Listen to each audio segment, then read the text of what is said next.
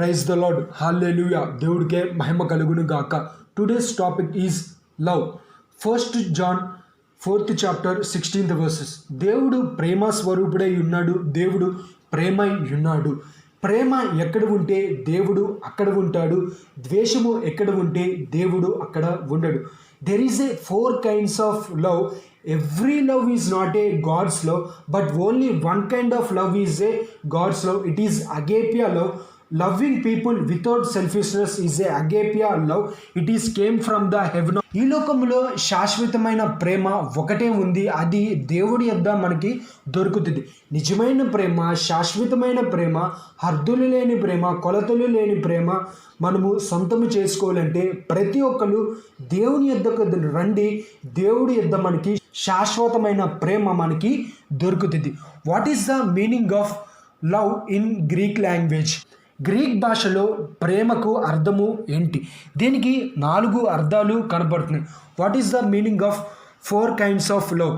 The first kind of love is storge, and second kind of love is philia, and third kind of love is eros, and fourth kind of love is agapia. The first kind of love, storge, the love of family. కుటుంబంలో ప్రేమ అనగా అర్థము ఏంటంటే తల్లిదండ్రుల దగ్గర నుండి దొరికే ప్రేమ. చాలామంది వాళ్ళ జీవితంలో పుట్టిన వెంటనే తండ్రి ప్రేమను రుచి చూస్తారు, తల్లి ప్రేమను రుచి చూస్తారు. కొంతకాలం వరకు తండ్రి ప్రేమను, తల్లి ప్రేమను రుచి చూస్తూ ఉంటారు. చాలామంది వాళ్ళ జీవితంలో ఏం చేస్తారంటే అన్నీ నాకు తెలుసు అన్న వెంటనే తండ్రిని పక్కన పెడతారు, తల్లిని పక్కన పెడతారు. తండ్రి ప్రేమని, తల్లి ప్రేమని కోల్పోతారు. వాళ్ళిద్దరినీ తీసుకెళ్ళి అనాథాశ్రయంలో ఉంచుతారు. ఈ ప్రేమ శాశ్వతమైన ప్రేమ కాదు అని చెప్పి మనము జ్ఞాపకం చేసుకోవాలి. చాలామంది వాళ్ళ జీవితంలో పుట్టిన వెంటనే తల్లి ప్రేమను, తండ్రి ప్రేమను రుచి చూడరు.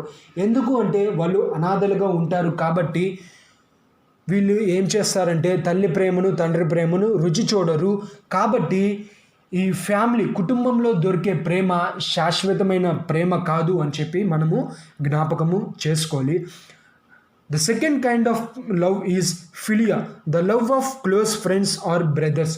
బంధువులు, స్నేహితులు మధ్య ఉండే ప్రేమ, రిలేటివ్స్ మధ్య, ఫ్రెండ్స్ మధ్య ఉండే ప్రేమ. చాలామంది వాళ్ళ జీవితంలో ఇటువంటి బంధువులను నేను ఎప్పుడూ చూడలేదు, ఇటువంటి బంధువుల్ని నేను ఎప్పుడూ చూడలేదు అని అంటారు. ఎందుకంటే వాళ్ళు అంతగా నన్ను ప్రేమిస్తున్నారు, నన్ను అంతగా ఆదరిస్తున్నారు, వాళ్ళు నన్ను అంతగా ఇష్టంగా, నన్ను ఆప్యాయతగా నన్ను పలకరిస్తున్నారు అనుకుంటారు. కానీ ఏదో ఒక రోజు రిలేటివ్స్కి మనకి మధ్యలో ఉన్న ప్రేమ సంబంధం తెగిపోవాల్సిందే. ఎందుకు అంటే కనెక్షన్ విత్ గాడ్, దేవుడితో మనం సంబంధం కలగాలంటే, ఎవర్ లాస్టింగ్ ప్రేమ మనము రుచి చూడాలి అంటే బంధువులకి మరియు రిలేటివ్స్కి మరియు ఫ్రెండ్స్కి ఉండే సంబంధము తెగిపోతుంది అని చెప్పి సమయం ముందు మీకు తెలియచేస్తున్నాను. అలాగే చాలామంది వాళ్ళ జీవితంలో చెప్తూ ఉంటారు, ఫ్రెండ్స్ దగ్గర నుండి దొరికే ప్రేమ ఫర్ ఎవర్ అని అనుకుంటూ ఉంటారు. తను నాకు బెస్ట్ ఫ్రెండ్ అండి, వీడు నాకు బెస్ట్ ఫ్రెండ్ అండి అని చెప్తూ ఉంటారు. ఏ బెస్ట్ ఫ్రెండ్ అయినా సరే, ఏ బాయ్ ఫ్రెండ్ అయినా సరే, ఏ గోల్డ్ ఫ్రెండ్ అయినా సరే, ఏ రిచ్ ఫ్రెండ్ అయినా, ఏ పూర్ ఫ్రెండ్ అయినా సరే, ఎటువంటి ఫ్రెండ్షిప్ అయినా సరే అది చివరికి ఎండ్ అయిపోవాలి. కావాలంటే ఫ్రెండ్, దాని యొక్క మీనింగ్ చూడండి, FRIENDS, ఫ్రెండ్స్. ఫ్రెండ్స్లోనే ఉంది ఎన్స్, అంటే ఏదో ఒక రోజు ఆగిపోవాల్సిందే, ఏదో ఒక రోజు అంతమైపోవాల్సిందే, ఏదో ఒక రోజు మీరు విడిపోవాల్సిందే అని చెప్పి అంటున్నారు. ఏ బెస్ట్ ఫ్రెండ్ అయినా సరే, ఏ లవ్తో కూడిన ఫ్రెండ్షిప్ అయినా సరే, ఏ బాయ్ ఫ్రెండ్ అయినా, ఏ గర్ల్ ఫ్రెండ్ అయినా సరే అది చివరికి ఎండ్ అయిపోవాల్సిందే అని చెప్పి మనం అందరము జ్ఞాపకము చేసుకోవాలి. శాశ్వతమైన ప్రేమ దేవుడి దగ్గర మనకి దొరుకుతుంది. అది ఫర్ ఎవర్ అండ్ ఎవర్ ప్రేమ దేవుని దగ్గర నుండి దొరికే ప్రేమ. And third kind of love is eros, carnal or sexual love motivated by the attractiveness of its objective. ఇక్కడ చాలామంది వాళ్ళ జీవితంలో చెప్తూ ఉంటారు, నాకు అది చూసిన వెంటనే చేయాలనిపిస్తుందండి, నేను ఇది చూసిన వెంటనే నేను పొందుకోవాలని ఆశపడుతున్నానండి అని చెప్పి చాలామంది యవనస్తులు, యవనస్తురాళ్ళు చెప్తూ ఉంటారు. ఈ 16-20 మధ్యలో చాలామంది ఇటువంటి ప్రేమకు వెళ్తూ చాలామంది సూసైడ్స్ చేసుకున్నారు, చాలామంది ఆత్మహత్యలు చేసుకుంటూ ఉన్నారు. ప్రపంచవ్యాప్తంగా చాలామంది చనిపోవటానికి కారణము ఏంటంటే ఈ ఈరోస్ అనే ప్రేమ. ఏదో చేద్దాము, ఏదో సాధిద్దాము, ఏదో ఉంది అని చెప్పి దాంట్లోకి దిగి వాళ్ళ జీవితాన్ని సర్వాన్ని నాశనం చేసుకుని ఉన్నారు. బైబిల్ గ్రంథంలో మనం చూసినట్లయితే ఒక భక్తుడి జీవితంలో కూడా ఇదే జరిగింది. ఆ భక్తుడి పేరు మీకు ఈ సమయం ముందు తెలియజేస్తున్నాను. 2 సమూయేలుకు రాసిన పత్రిక 13వ అధ్యాయం 1వ వచనం. తరువాత దావీదు కుమారుడైన అబ్షలోము తామారు నద్దకు సుందరవతి అయిన సహోదరుడు దావీదు కుమారుడుగా ఆమోసు ఆమెను మోహించును అని అంటున్నాడు. అంటే కుమారుడైన అబ్షలోము ఏం చేసి ఉన్నాడంటే తన యొక్క చెల్లి సౌందర్యముగా ఉంది, తన యొక్క చెల్లి అందముగా ఉందని చెప్పి మోహించి ఉన్నాడు, మోహంగా చూసి ఉన్నాడు, మోహపు చూపుతో చూసి ఉన్నాడు. ఏదో చెయ్యాలి అని చెప్పి దాంట్లోకి దిగాడు. తర్వాత దిగిన వెంటనే ఆ ఒక్క ప్రేమని వెంటనే రుచి చూసిన తర్వాత నా సహోదరియా నువ్వు నాకు వద్దు అని చెప్పి తనని కత్తివి తీసుకొని తన్ని చంపేసి ఉన్నాడు. ప్రేమ ఈ ఈరోస్ అనే ప్రేమ చివరికి ఏం మిగిల్చిందంటే ఒక నిండు ప్రాణాన్ని ఉరి తీసుకునేటట్టు చేసుకుంది. కాబట్టి ఈ ఈరోస్ అనే ప్రేమ చాలా భయంకరమైన ప్రేమ. చాలామంది వాళ్ళు యమని ప్రాయంలో చాలామంది వాళ్ళ జీవితంలో అనుకుంటారు ఏదో చేద్దాము అని చెప్పి కోరికలు తీర్చుకునటం కోసము, లేదంటే ఏదో ఉంది అని చెప్పి హెచ్చుల కోసమో, లేదంటే ఏదో ఉంది అని చెప్పి సంతోషం కోసమో, లేదంటే పైకి మనము ఈ ఒక గంభీరముగా కనపడాలని చెప్పి చాలామంది దాంట్లోకి దిగుతూ ఉంటారు. కానీ ఈ ఈరోస్ అనే ప్రేమ ఇది అట్రాక్టివ్ ప్రేమ. దాంట్లో ఒక్కసారి దిగావా నీ జీవితం నాశనం అయిపోద్ది, నీ జీవితం ముక్కలైపోద్ది, నీ జీవితం అంతమైపోద్ది. కాబట్టి ఈ ఈరోస్ అనే ప్రేమకి ప్రతి ఒక్క యవనస్తురాలు వెళ్ళకూడదు. దేవుడు ప్రతి ఒక్క యవనస్తురాలికి ఒక సమయాన్ని కేటాయించి ఉన్నాడు, పరిశుద్ధ దినాన్ని కేటాయించి ఉన్నాడు. ఆ ఒక పరిశుద్ధ దినమును మాత్రమే ఈ ఈరోస్ అనే ప్రేమలోకి మనము అడుగు పెట్టాలి. కానీ మిగిలిన దినములలో మనము దీంట్లోకి అడుగు పెట్ట. The 4th kind of love is agape love. అనగా అర్థము ఏంటంటే లవ్వింగ్ పీపుల్ వితౌట్ సెల్ఫిష్నెస్. అంటే ప్రేమ అంటే ఒక వ్యక్తిత్వం కాదండి. ప్రేమ అంటే ఒక మనిషి. ఆ మనిషి ఎవరో కాదు, మన దేవుడు యేసు క్రీస్తు. దేవుడి దగ్గర నుండి మనకి శాశ్వతమైన ప్రేమ మనకి దొరుకుతుందని చెప్పి మనము జ్ఞాపకం చేసుకోండి. ఇర్మియా రాసిన పత్రిక 31వ అధ్యాయం 3వ వచనంలో చెప్పబడుతున్న మాట ఏంటంటే యెహోవా నాకు ప్రత్యక్షమై ఇట్లా నేను శాశ్వతమైన ప్రేమతో నిన్ను ప్రేమించుచున్నాను అని అంటున్నాడు. దేవుడు మనల్ని శాశ్వతమైన ప్రేమతో ప్రేమిస్తున్నారండి. ఫ్రెండ్స్ దగ్గర నుండి మనకి శాశ్వతమైన ప్రేమ దొరకదు, తల్లిదండ్రుల దగ్గర నుండి మనకి శాశ్వతమైన ప్రేమ దొరకదు, బంధువుల దగ్గర నుండి మనకి శాశ్వతమైన ప్రేమ దొరకదు. దేవుడు చెప్తున్నాడు శాశ్వతమైన ప్రేమతో నిన్ను ప్రేమించుచున్నాను అని అంటున్నారు. ఇటువంటి దేవుడి దగ్గరికి మనము వెళ్ళాలి.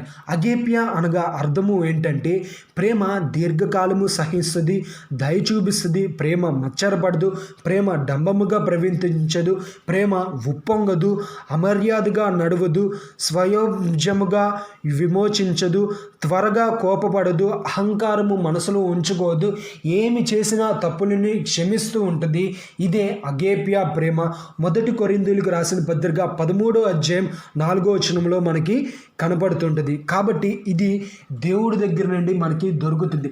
ఈరోజు మీ ఎదుట 4 కైండ్స్ ఆఫ్ లవ్ అని చెప్పి ఉన్నాను. మొదటిది స్టార్స్ అనగా కుటుంబంలో దొరికే ప్రేమ. రెండోది ఫిలియా అనగా బంధువులు స్నేహితులు మధ్య దొరికే ప్రేమ. మూడోదిగా ఈరోస్ అనగా ఏదో చేసేయాలని చెప్పి యవన జీవితంలో నాశనం చేసుకుంటారే చూడండి, వాళ్ళ దగ్గర దొరికే ప్రేమ. అండ్ 4వదిగా అగేపియా ప్రేమ. ఇది దేవుడి దగ్గర నుండి ప్రేమ మనకి దొరుకుతుంది. ఈరోజు ఈ వాక్యం చెప్పడానికి గల కారణము ఏంటంటే చాలామంది వాళ్ళ జీవితంలో అనుకుంటూ ఉంటారు, వ్యాలంటైన్స్ డే అంటే ఒక బాయ్ ఫ్రెండ్కి గిఫ్ట్ ఇవ్వటం, లేదంటే ఒక గర్ల్ ఫ్రెండ్కి గిఫ్ట్ ఇవ్వటం, ప్రేమికుల రోజు ప్రేమిస్తున్నారు అని చెప్పి అనుకుంటారు. ఈ లోకంలో మనిషి ఒక మనిషిని ఉన్నంత వరకే ప్రేమిస్తారు. ఒక మనిషిని ఉన్నంత కాలమే ప్రేమిస్తారు. లేదంటే వాడి అవసరం తీరేంత వరకే, వాడి కోరిక తీరేంత వరకే ఒక అబ్బాయి నిన్ను ప్రేమిస్తారు. లేదంటే ఒక అమ్మాయి వాళ్ళ కోరిక తీరేంత వరకే, వాళ్ళ అవసరం తీరేంత వరకే, వాళ్ళ జీవితంలో ఎదగటం ఉన్నంత వరకే నిన్ను ప్రేమిస్తారు. కానీ ఎటువంటి ప్రేమ శాశ్వతమైన ప్రేమ కాదు. కాబట్టి ఈ సమయమందు మీకు ఈ వాక్యాన్ని అందించడం గల కారణం ఏంటంటే, గాడ్ ఈజ్ అవర్ వ్యాలంటైన్. దేవుడు నిజమైన వ్యాలంటైన్ అని చెప్పి మీరందరూ జ్ఞాపకం చేసుకోమని ఈ సమయమందు మీకు తెలియచేస్తున్నాను. లవ్ అంటే, లోకమిచ్చే లవ్ ఎటువంటిదో తెలుసా? లోకమిచ్చే love loss of money, out of mind, waste of time and end of life. చివరికి ఈ ప్రేమ మన జీవితాన్ని అంతం చేస్తుంది, మన జీవితాన్ని ముగిస్తుంది, మన జీవితాన్ని నాశనము చేస్తుంది. కానీ దేవుడి దగ్గర నుండి దొరికే ప్రేమ శాశ్వతమైన ప్రేమ, డంబము లేని ప్రేమ, మత్సరము లేని ప్రేమ, దేవుని యొక్క ప్రేమ ఉన్నతమైన ప్రేమ. ఇటువంటి ప్రేమతో దేవుడు నిన్ను ప్రేమించుచున్నాడు అని చెప్పి ఈ సమయం అందు మీరందరూ జ్ఞాపకము చేసుకోండి. యోహాను రాసిన పత్రిక 3వ అధ్యాయం 16వ వచనంలో దేవుడు ఇక్కడ చెప్తున్న మాటలు ఏంటంటే, ఇక్కడ మనకి కనబడుతున్న మాటలు ఏంటంటే, దేవుడు లోకాన్ని ఎంతో ప్రేమించును కాగా ఆయన తన అద్వితీయ కుమారుడిగా పుట్టిన నీయందు విశ్వాసమించిన ప్రతివాడు నశింపక నిత్య జీవము పొందినట్లు ఆయన అనుగ్రహించను అంటున్నాడు. దేవుడు నిన్ను ఎంతగానో ప్రేమించున్నాడు, నీ కొనుక ఎంతగానో ఆయన వెల చెల్లించి ఉన్నాడు. ఈ లోకంలో ఫ్రెండ్స్ ఎంతో కష్టం వచ్చినప్పుడు నిన్ను ఆదుకోరు. ఈ లోకంలో బంధువులు నీకు కష్టం వచ్చినప్పుడు ఆదుకోరు. ఈ లోకంలో తల్లిదండ్రులు కొంతకాలం వరకే, కొంతకాల పరిమితి నిమిత్తం వరకే నిన్ను వాళ్ళు ఆదుకుంటారు. కానీ చివరి వరకు నిన్ను ఆదుకోవాలి అంటే చివరి వరకు దేవుని ప్రేమలో మనము ఉండాలి. ఎందుకు అంటే ఈ లోకంలో మనుషుల దగ్గర నుండి దొరికేది సెల్ఫిష్నెస్ లవ్, కానీ దేవుడి దగ్గర నుండి దొరికేది మనకి శాశ్వతమైన ప్రేమ అని చెప్పి మనమందరము ఈ సమయమందు జ్ఞాపకము చేసుకోవాలి. ఈరోజు ఈ వాక్యం చెప్పడానికి గల కారణము ఏంటంటే, చాలామంది వాళ్ళ జీవితంలో వ్యాలంటైన్స్ డే అంటే లవర్స్ డే కింద మార్చుకొని చెప్పి వాళ్ళకి మెసేజెస్ చేద్దాం, వీళ్ళకి మెసేజెస్ చేద్దాం అని చెప్పి ఎంతో సంతోషముగా ప్రేమలో పొంగిపోతూ ఉంటారు.